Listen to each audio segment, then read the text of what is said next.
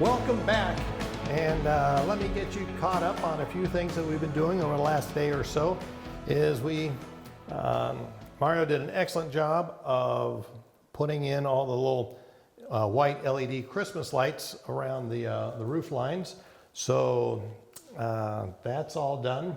We ran another little piece of brass tubing and conduit pipe so that the power for these Christmas lights all come back underneath here to the utility closet, and the same thing. So all the wiring runs come straight into the utility closet, and then I've kind of grouped them together.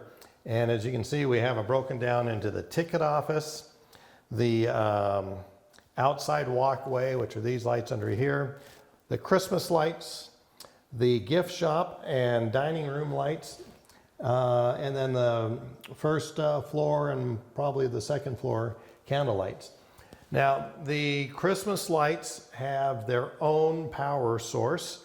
We want to make sure that they're all good. So these are great. I got these off of Amazon. They're very inexpensive, and it's an AC to DC, AC-DC to DC converter, and so you can put anything in from 7 to 35 volts AC, or 8 to 52 volts DC, and it puts out a nice constant 5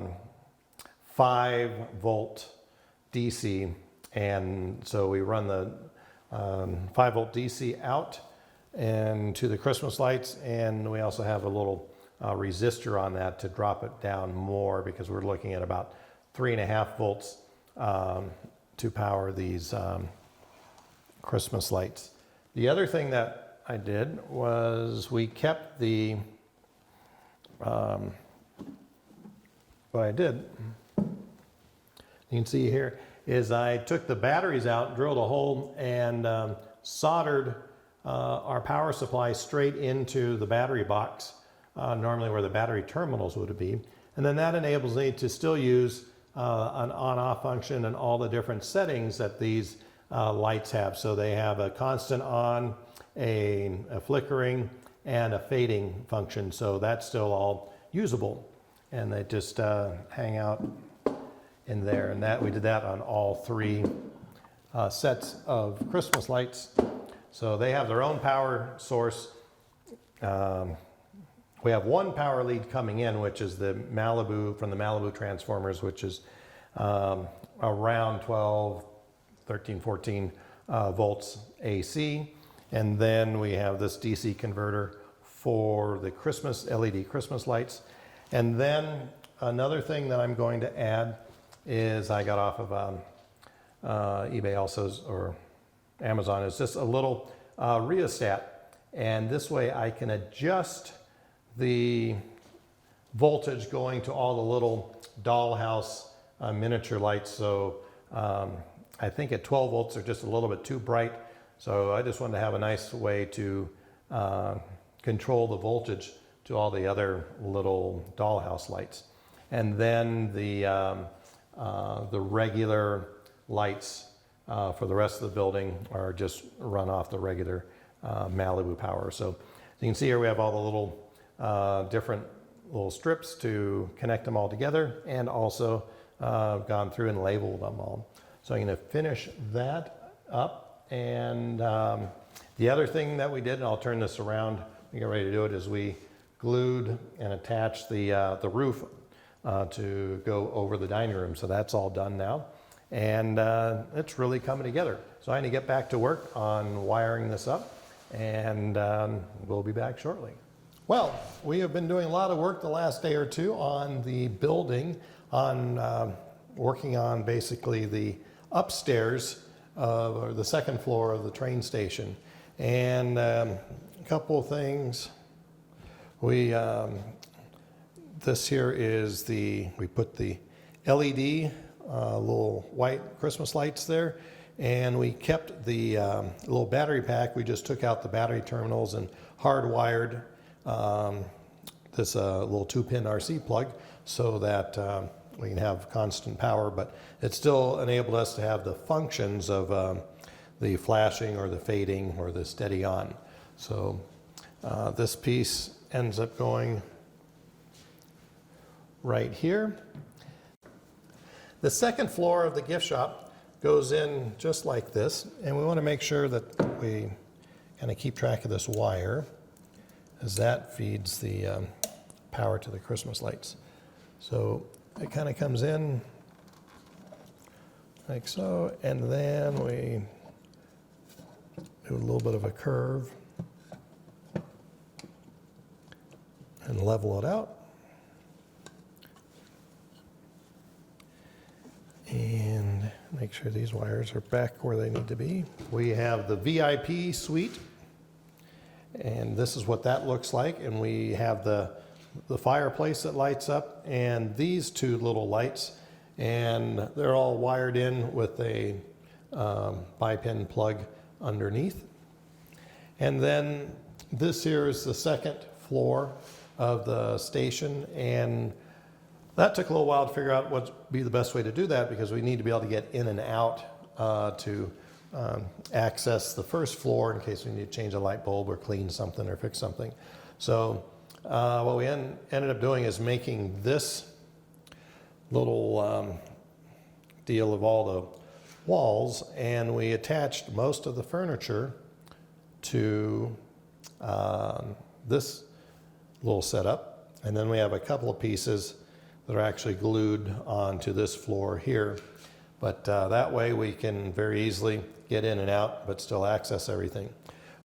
We did a lot of wiring in here. We have 4 little lamps on this side and 2 floor lamps there, a little candle light here, 2 lamps on this side, another floor lamp there, and then we have the chandelier in this room. And so all the wires came up to here, and we ran it along, and then I put this false wall in so that we can actually have the door, and we put another door in right here.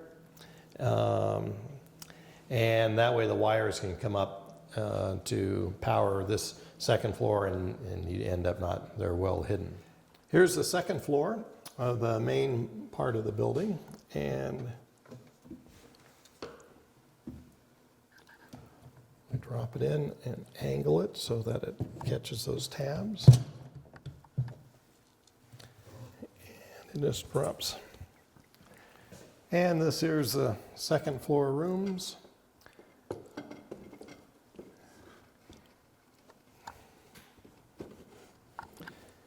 Just drops in. We have a little tab that keeps the wall straight. Make sure it's down close, right on the wall, on the floor. And we plug in the second floor. And tuck these wires right behind the false wall. We've plugged in the power to the VIP floor, and we'll put this in.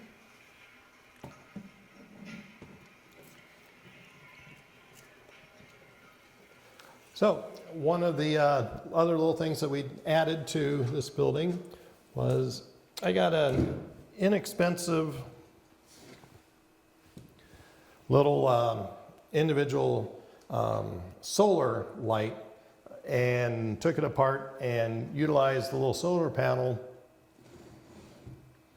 right here and have the little battery pack in here, and we put in two LED lights to light up the Tahoe Junction sign right there. And so, and the other thing we had to do was notch out a little spot here and here for the for clearance on this part of the little inside of the buildings. And then this here is the other switch and where the Christmas lights plug in. And of course then, basically, we're pretty much done with the building now. And it was almost a year, almost exactly a year ago, next week, that we actually started on this building over in Switzerland with the taking pictures and measuring it. So one of the things that I always find that's kind of fun to do and important is to sign somewhere. And today is the 25th, 2021. And I put in here, with help from Mario. You should come over and sign this as well, because you did a lot.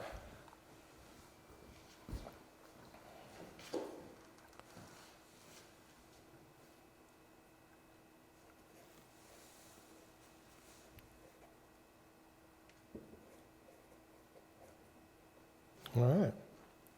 We did it. Nothing like a year. So, okay.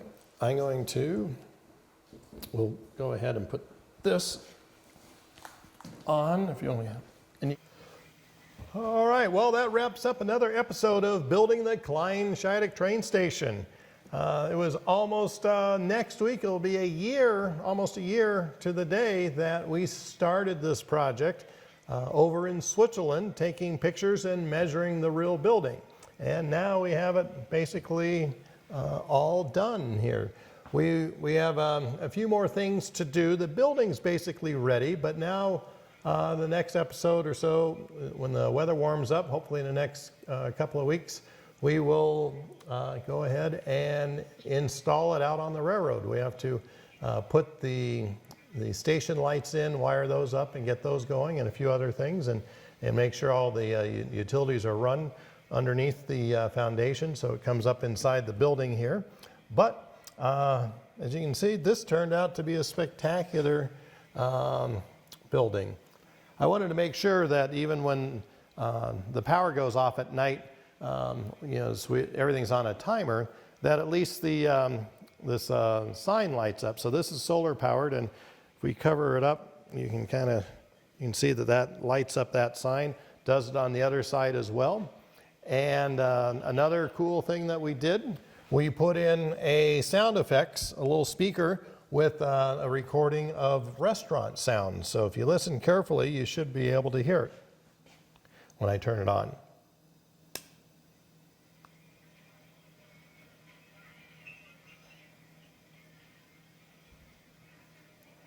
So it's a nice, soft, subtle sound effects, but it's pretty cool because it's a busy restaurant inside, and of course there would be some sounds of that going on. So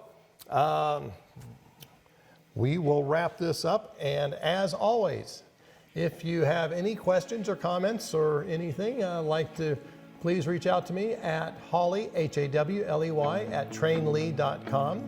And please like and follow us on Facebook and YouTube, and subscribe to our channel because we have lots more that we're going to be doing videos on. So once again, I'm Hawley McLean, and thank you so much for watching, and we'll see you on the next episode of Building the Kleine Scheidegg Train Station.